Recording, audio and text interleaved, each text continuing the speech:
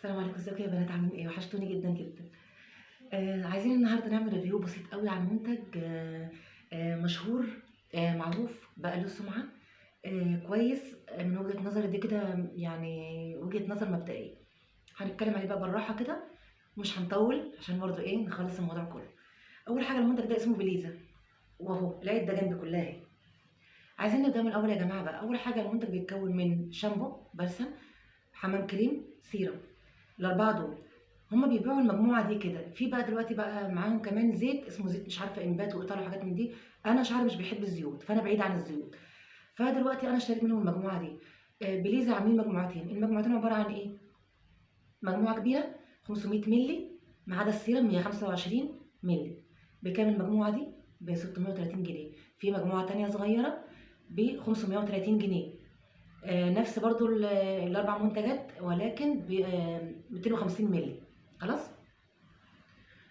انا لما لقيت الفرق ما بينهم 100 جنيه بس، قمت جايه شاريه المجموعه اللي هي الكبيره. يعني هي 100 جنيه مش مشكله، يعني بجمله اللي احنا صرفناه. احنا عارفين احنا صرفنا ايه وعملنا ايه في شعرنا.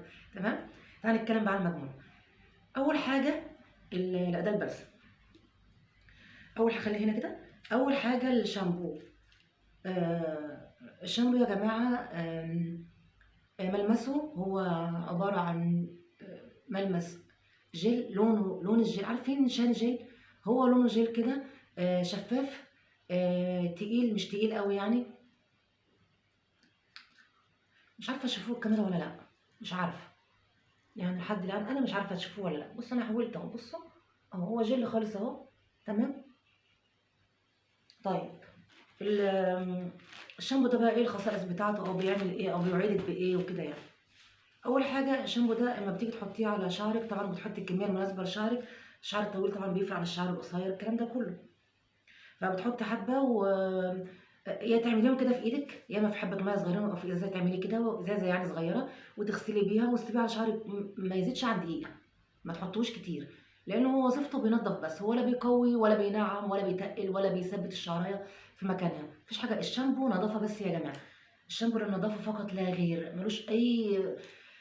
ملوش اي وظيفه غير كده. نفسي نقتنع بكده. نفسي لما نشوف مثلا شركه بتقول لك الشامبو ده بيوعدك ان هو هيطول لك شعرك، هيثبت لك شعرك، هيخليك شعرك ناعم، الكلام ده كله ما تصدقوش. هو للنظافه فقط.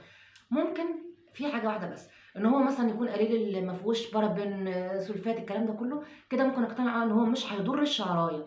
مش هيضر الشعرايه نفسها. الشعر ده كله يا جماعه هو عباره عن كائن حي ميت. كائن ميت مش كائن حي.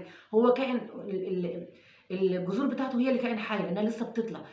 اللي بره ده خلاص بقى كائن ميت، خلاص هو ميت. فانت بالنسبه لك انت عايز تشتغل على الشعرايه، وفي حاجه بتشتغل على الشعرايه زي المجموعه دي. المجموعه دي بتشتغل على الشعرايه فقط لا غير. اللي يقول لك بتطول، بتتقل، بتثبت الشعرايه، لا، مفيش حاجه اسمها الكلام ده. مفيش حاجه اسمها كده.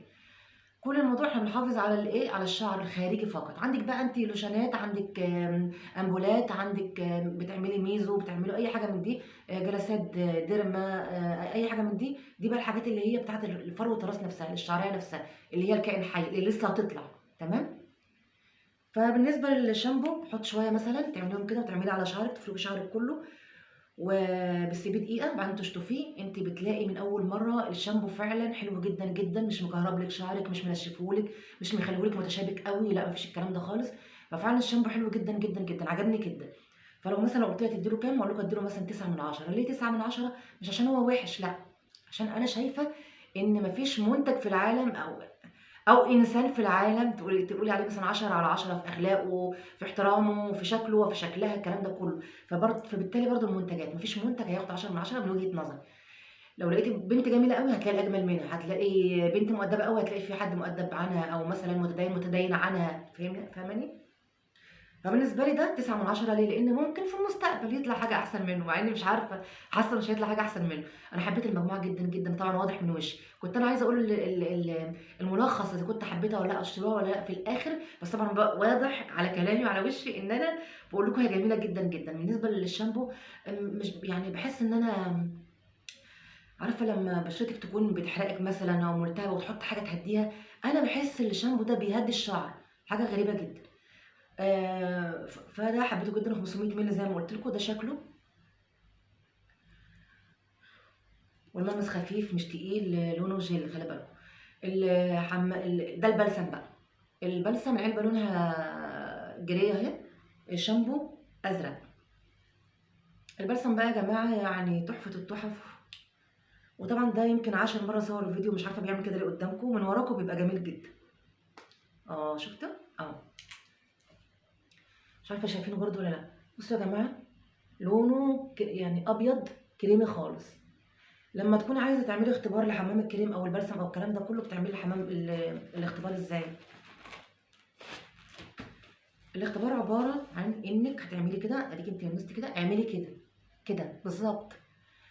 لو لقيتي نفسك اللي هي مسام ايدك او اللي هي البصمات دي او اللي هي جلدك، تحسي ان في حاجز كده، اعرفي ان الحمام الكريم ده او البلسم او كده مصروف عليه، مصروف عليه بالاخر يعني كويس. انما لما تحسي ان انت مسكت بصمات ايدك كده وجلدك حسيتي بيه خلاص كده، يبقى انت خلاص كده، يبقى ما فيهوش زيوت، ما فيهوش حاجات مغذيه، الحاجات دي كلها مش موجوده. تمام. طبعا ده احنا ياما قابلنا في الاول المنتجات اللي زي دي. فبالنسبه لحمام الكريم هتاخدي برده كميه مناسبه ليه، تحطيه على شعرك بعد ما تغسلي شعرك وتكوني مصفياه من الميه، الشعر يبقى متندي، مش بيصور ميه كده يا جماعه، لا متندي، مثلا معمول بفوطه فايبر او مطبطب عليه باي فوطه قطن اي حاجه من عندك. تحطي كميه مناسبه على شعرك وتسيبيه مثلا ما زوديش عن 5 7 دقائق. هو ده البلسم عايز 5 أو 7 دقائق بالكتير قوي. هتقولي لي بقى بحط نص ساعه وربع ساعه والكلام ده، لا لا، ده هو الحاجات دي لحمام الكريم بس. واشطفي شعرك بقى وشوفي الحلاوه والجمال والطعامه وشوفي المنتج وحلاوته. طبعا بليزا مش عايزه اقول ان هي ما تعرفنيش، انتوا اصلا ما تعرفنيش، ده اصلا يعتبر تاني او تالت فيديو ليا. تمام. فبالنسبه لي ده مش اعلان خالص، انا بس حبيت ان انا اشارككم تجربتي، تجربه حلوه جدا جدا يا جماعه بجد. تمام كده قلنا. نخش بقى على السيرم. السيرم يا جماعه 125 مللي صح؟ انا قلت لكم في الاول. بصوا برضه مش عارفه شايفينه ولا لا، ده كده اختبارات يعني، ده كده الفيديو كده بختبر نفسي فيه على فكره. بصوا هو مش تقيل قوي ولا خفيف قوي. انا كنت فاكره نفسي بحب السيرامات التقيله، كنت فاكره كده. مع مرور الوقت او بمعنى صح لما اشتريت ده بالذات، لما جيت ابص عليه قلت ايه ده خفيف قوي، ده مش هيبقى حلو عليا. واذا بيا بتفاجئ يعني مفاجاه فظيعه ان السيرم جميل جدا جدا وبينعم الشعر جدا وبيسلك الشعر جدا. ولو في اي لما يكون شعرك عامل كده بيشيله خالص بجد. يعني اول ما تحطي المشط فعلا فعلا المشط بيجري في شعرك فعلا. وانتوا عارفين ان احنا ساعه التسليك بنبقى خايفين حاطين ايدنا على قلبنا للشعر يقع، وبنشوف قد ايه بينزل في المشط. المنتج الرابع، طبعا اي سؤال مثلا انا نسيت اقوله او اي حاجه او اي معلومه قولوا لي في التعليقات. المنتج الرابع بقى اللي هو الهير ماسك. ده بقى إيه اللي ما عجبنيش.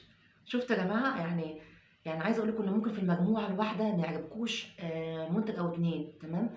ممكن شعرك نفسه، يعني انا بقول دايما في الشعر والبشره 1+1 مش بيساوي 2 خالص في البشره والشعر. ليه يا جماعه؟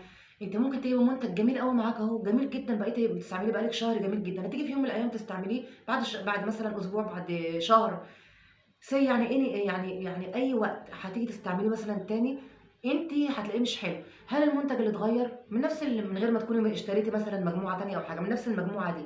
لا، اللي بيكون اتغير هو نفسيتك، هو شعرك اللي يعني نفسيتك بتاثر على شعرك. ممكن الجو، عوامل خارجيه، اي حاجه بتاثر على شعرك بتخلي استقباله للمواد مش زي المره اللي فاتت مثلا.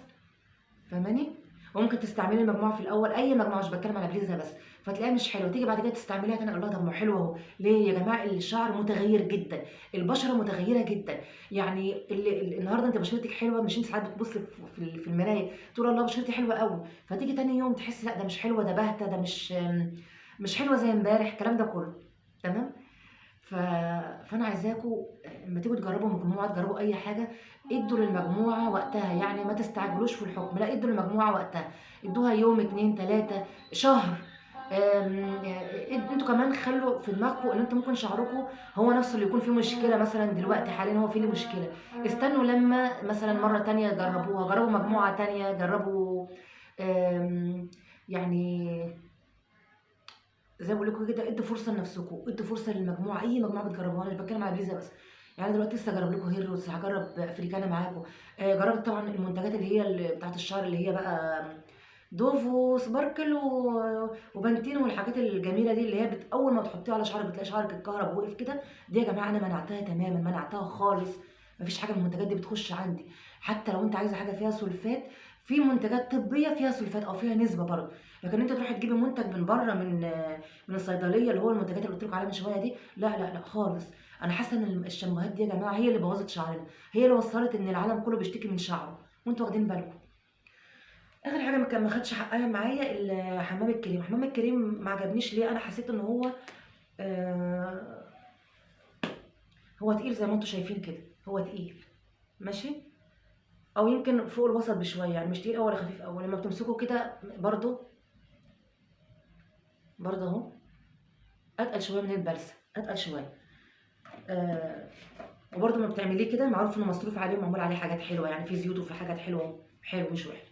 ولكن انا حسيت ان ترطيبه سبحان الله اقل من البلسم، او زي البلسم، يعني اقل من البلسم درجه او اتنين. بس ده مش ده المطلوب من حمام الكريم. حمام الكريم المفروض بتحطيه مثلا لا يقل عن نص ساعه، ساعه الا ربع ساعه لو انت عندك وقتك. بتحطيه مثلا وتحطي كيس مثلا وتروقي اوضتك ولا حاجه ولا تسريحتك، مش اكتر من كده، لان اكتر من كده مش هتستفيدي يعني، بالعكس. وطبعا ما بيجيش على فروه الراس لا هو ولا البلسم معروف طبعا، ولا السيرم كمان. لقيته ترطيبه ضعيف، يعني لا ما توقعتش كده. يعني جربت براندات غير كده لقيتها لا، ترطيبها حلو جدا جدا، انا بكلمكم عنها برضه. فبالنسبه لي المجموعه كلها تاخد 9 من 10 ما عدا حمام الكريم ياخد 7 من 10. وسبعة برضه يا جماعه مش وحش، 7 برضه ممتاز حلو جدا جدا جدا. فبالنسبه لي كده قلت لكم على سعرها، قلت لكم على الافكت بتاعها. انا بالنسبه لي المجموعه دي يعني مش هيجي في يوم اوقفها، لا خالص، مش هوقفها نهائي. ممكن ازود مثلا، اجرب و... وانا مع فكره ان انت تجربي دايما. يعني انت جربي، ممكن تلاقي حاجه احلى، ممكن تلاقي مثلا حمام كريم في مجموعه تانية احلى. واحنا عايزين نكمل الروتين بتاعنا صح. يعني مثلا احنا كده الشامبو والبلسم والسيرم ممتازين، فاضل لنا مثلا حمام كريم مثلا عايزينه اقوى، عايزينه بيرطب اكتر، الكلام ده كله. فانت هتجربي. احنا مثلا البلوجرات عموما يعني بيجربوه عشان يقولوا لك.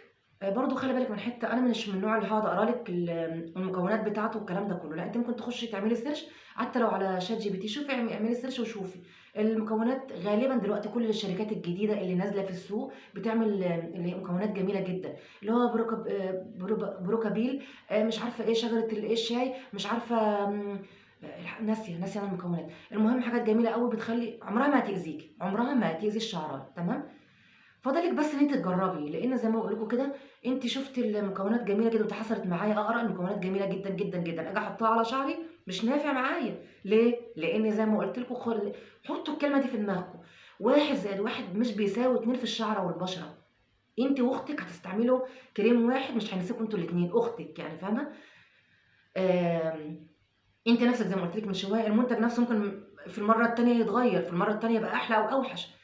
الشعر والبشرة متغيرين، دي حاجة لاحظتها، ودي حاجة متعبة ومجهدة لينا. لأن أنت خلاص ممكن تقولي المجموعة دي جميلة جدا وخلاص هستمر عليها، فجأة تلاقي إن هي الله ما بقتش حلوة. العيب مش في المجموعة، العيب في شعر حضرتك. عايزة أقول بقى الإفكت الأخير للمجموعة كلها. المجموعة دي يا جماعة، أنتوا عارفين لما يكون في طفل هادي وطفل مهايبر كده أو عنده فرط حركة، هو احنا شعرنا بيبقى عنده فرط حركة وهايش وواقف وناشف. وأنا طبعا عاملة معالج وعاملة وصبغه لون فاتح. فبالنسبه لي شعري متهالك متدمر. دي المجموعه دي حلوه جدا معايا. تاني حاجه عايزه اقول ان هو بقى ايه، المجموعه دي بتخليك شعرك عامل زي الطفل الهادي. من غيرها بحس ان شعري عنده فرط حركه. بجد والله. فانتوا جربوا ان شاء الله، يعني ان شاء الله تطلع كويسه. حاولوا. انا اشتريتها في العروض، في العروض ان هي جت يعني ب 630 جنيه، المجموعه الكبيره في العروض. اعتقد ان هي مش في العروض ب 1200 وحاجه، مش فاكره بالظبط. فانتوا خدوا في العروض، خدوا المجموعه الصغيره، مع ان فرق 100 جنيه مش هيفرق يعني. جربوا مش هتخسروا حاجه. وبس، يا رب يكون الفيديو عجبكم وتكونوا استفدتوا بحاجه. لو عندكم اي تعليق عليا على الفيديو، على اي حاجه، عايزين تسالوا سؤال اكتبوا لي في التعليقات. عايزين تقولوا استمري، ماشي هستمر، ما تستمريش يا صفاء اقفلي القناه، هقفلها يعني. قولوا لي يعني ايه، شجعوني كده. اولا دي بجد بجد الفيديو ده عملته 17 مره، والله العظيم عملته كتير جدا جدا جدا. مره بعد ما اعمله الاقي الفيديو مش ما فيهوش صوت، مره بعد ما اعمله الاقي فيه موسيقى وصوتي رايح. مرة جيت أعمل له تعديل بابُص عليه آجي أدوّر عليه مش موجود أصلًا على الموبايل كلّه، فده آخر إعادة، ولو ما ظهرلكوش الفيديو ده اعرفوا إن أنا هاقفل القناة فاهمين؟ أنا بجد أقسم بالله جبت آخري النهارده مش عارفة يعني، فأنتم شجعوني قولوا لي كلمة حلوة أو قولوا لي نقد حلو، أو قولوا لي أطوّر في أي حاجة، قولوا لي مثلًا الخلفية مناسبة لعينيكم، الصوت عامل إيه، الحاجات دي كلّها. المجموعة أهي، ده المرّة الأخيرة هاحطها لكم أهي السيرة. عايزة أقول لكم حاجة لسه مكتشفاها حالًا، بس والله ما هاعيد تاني، اكتشفت إن أنا مش فاتحة ring light متخيلين؟ مش فاتحة ring light. قولوا لي أعمل إيه في نفسي، لو وصلتوا للحتة دي بجد اعملوا لايك واكتبوا لي comment حلو بجد، بجد، لإن شايفين الإحباط، شايفين؟ بعد ما كنت متفاعلة وفرحانة، مش عارفة بقى، مش عارفة الفيديو ده هينزل لكم والّا لأ، بس غالبًا هينزل لكم إن شاء الله بإذن ربنا يعني، لإني مش هاعيد تاني، مش هاعيد تاني بجد. بس شكرًا يا جماعة، وإن أنتم سمعتوني للآخر، لو وصلتوا للمرحلة دي شكرًا ليكم، وزي ما قُلت لكم بقى، كلمة حلوة، نقد حلو، أي حاجة اكتبوا، اعملوا لايك، عرفوني إن الفيديو وصل لكم، بس. يالّا باي، باي، باي.